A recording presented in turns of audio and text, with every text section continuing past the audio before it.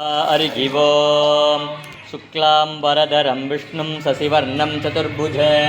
प्रसन्नवदनं ध्यायेत् सर्वविघ्नोपशान्तये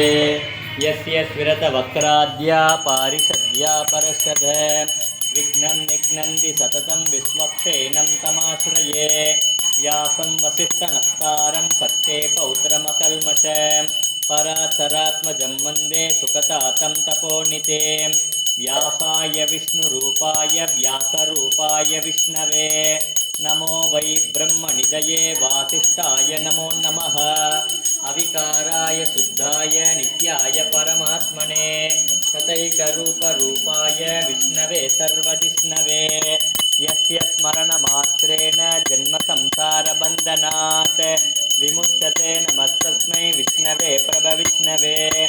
ओं नमो विष्णवे प्रभविष्णवे श्रीवैशम्पायन उवाच श्रुत्वा धर्मानशेषेण पावनानि सर्वतः युधिष्ठिरशान्तनवं पुनरेवाप्यभाषत श्रीयुधिष्ठिर उवाच किमेकं दैवतं लोके किं भाप्येकं परायण सुबन्धकं कमर्चन्दप्रापिन्योर्मानवा शुभं को धर्मः सर्वधर्माणां भवतः परमो मतः किं च भन्मुच्यते जन्तुर्जन्मसंसारबन्धनात् श्रीभीष्मोवाच जगत्प्रभुं देवदेवम् अनन्तं पुरुषोत्तमं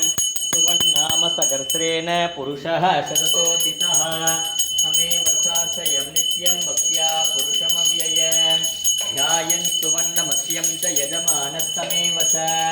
अनादिनिधनं विष्णुं सर्वलोकमहेश्वरं लोकाध्यक्षं सुवन्नित्यं सर्वदुःखातिगोपवेत् ब्रह्मण्यं सर्वधर्मज्ञं लोकानां कीर्तिवर्धनं लोकनाथं मगद्भूतं सर्वभूतभवोद्भवम् एष मे सर्वधर्माणां धर्मोऽधिकतमो मतः यद्भक्त्या पुण्डरीकाक्षं समेरक्षे नरस्तदा परमं यो मगद्तेजः परमं यो मगद्तपः परमं यो मगद्ब्रह्म परमं यः परायणं पवित्राणां पवित्रं यो मङ्गलानां च मङ्गलं दैवतं देवतानां च भूतानां यो व्ययः पिता यतः सर्वाणि भूतानि भवन्ति आदियुगागमे यस्मिन् च प्रलयं यान्ति पुनरेव युगक्षये तस्य लोकप्रधानस्य जगन्नाथस्य भूपते विष्णोर्नाम सहस्रं हे शृणु पापभयाद्भग यानि नामानि गौणानि विख्यातानि मगात्मनः ऋषिभिः परिगीतानि तानि वक्ष्यामि भूतये ऋषिर्नाम्नां सहस्रस्य वेदव्यासो मगामुनिः छन्दोऽनुष्टुप् तथा देवो भगवान् देवकीसुतः अमृतां शुद्धवो बीजं शक्तिर्देवकी नन्दनः त्रिसामाकृदयं तस्य शान्त्यर्थे विनियुज्यते कृष्णं जिष्णुं महाविष्णुं सर्वविष्णुं महेश्वरम् अनेकरूपदेश्यान्तं नमामि पुरुषोत्तमम् अस्य श्रीविष्णोर्दिव्यसहस्रनामस्तोत्रः महामन्त्रस्य श्रीवेदव्यासो भगवान् ऋषिः अनुष्टुप्छन्दः श्रीमहाविष्णु परमात्मा श्रीमन्नारायणो देवता अमृतां शुद्धवो भानुरुतिबीजं देवकीनन्दन शिष्येति शक्तिः उद्भवः क्षोभनो देव इति परमो मन्त्रः शङ्खभृन्नन्दकी चक्रीति कीलकं सार्ङ्गधन्वा गदाधर इत्यत्र रताङ्गपाणिरक्षोभ्य इति नेत्रं त्रिसामासामगसामीति कवचम् आनन्तं परब्रह्मेति योनिः ऋतुः सुदर्शन काल इति दिग्बन्धः श्रीविश्वरूप इति ध्यानं श्रीमहाविष्णु प्रीत्यर्थे सहस्रनाम जपे विनियोगः ध्यानं क्षीरोधन्वत्प्रदेशे शुचिमणिविलसते सैकते मौक्तिकानां मालाक्लुप्तासनस्तस्फटिकमणिनिभैर्मौक्तिकैर्मण्डिताङ्गः शुभ्रैरभ्रैरतभ्रैरुपरि विरचितैर्मुक्तपीयूषवरुषैः आनन्दीन पुनीयाद्धरिनलिनगदा शङ्खपाणिर्मुकुन्दः भूपादौ यस्य नाभिर्व्यदसुरनिलचन्द्रसूर्य उत नेत्रे कर्णावासा शिरौद्योर्मुखमपि दहनो यस्य वास्येयमब्धिः अन्धस्थं यस्य विश्वं सुरनरखगो भोगिगन्धर्वदैत्यैः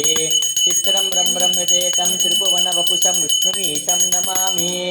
ॐ नमो भगवते वासुदेवाय। शान्ताकारं भुजगशयनं पद्मनाभं सुरेश विश्वाधारं गगनसदृशं मेघवर्णं शुभाङ्गं लक्ष्मीकान्तं कमलनयनं योगिगृध्यानगम्य वन्दे विष्णुं भवभयहरं सर्वलोकैकनाथं मेघश्यामं पीतकौसेयवासं श्रीवत्साङ्गं कौस्तुभोद्भासिताङ्गं पुण्योपेतं पुण्डरीकायदाक्षं विष्णुं वन्दे सर्वलोकैकनाथं नमः समस्तभूतानाम् आदिभूताय भृभृते अनेकरूपरूपाय विष्णवे प्रभविष्णवे सतङ्गचकरं सकरीतकुण्डलं सपीतवस्त्रं सरसीमेकरवक्षस्थल स्वविकौस्तुभं नमामि विष्णुं शिरसा चतुर्भुजे कायायां पारिजातस्य हेमसिंहासनोपरि आसीनमम्बुजश्यामम् आयताक्षमलङ्कृतं चन्द्राननं चतुर्भागं श्रीवत्साङ्कितवक्षसे रुक्मिणी सत्यभामाप्यां सकितं कृष्णमाश्रये हरिः ॐ वनमाली गतीतार्ङ्गी टङ्गे चक्रीचनन्दके श्रीमान्नारायणो विष्णुर्वासुदेवोऽभिरक्षतो वनमाली गतीतार्ङ्गी टङ्गे चक्रीचनन्दके श्रीमान्नारायणो विष्णुर्वासुदेवोऽभिरक्षतो वनमाली गतीतार्ङ्गी टङ्गे चक्रीचनन्दके श्रीमान्नारायणो विष्णुर्वासुदेवोऽभिरक्षतो श्रीवासुदेवो अभिरक्षतु वो नमयिते श्रीराम राम रामेति रमे रामे मनोरमे सहस्रनाम तत्तुल्यं रामनामवरानने श्रीराम राम रामेति रमे रामे मनोरमे सहस्रनाम तत्तुल्यं रामनामवरानने श्रीराम राम रामेति रमे रामे मनोरमे सहस्रनाम तत्तुल्यं रामनामवरानने श्रीरामनामवरानन वो नमयिते